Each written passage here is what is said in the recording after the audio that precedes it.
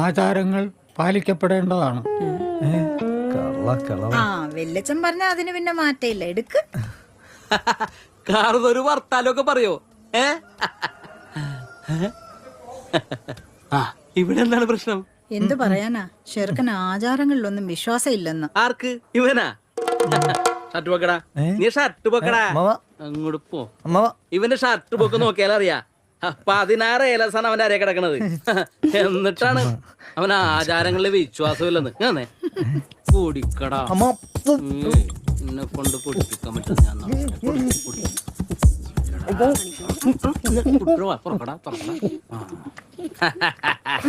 ഇത്രയുള്ള കാര്യം അവന്റെ ഒരു വിശ്വാസമില്ലായ്മ.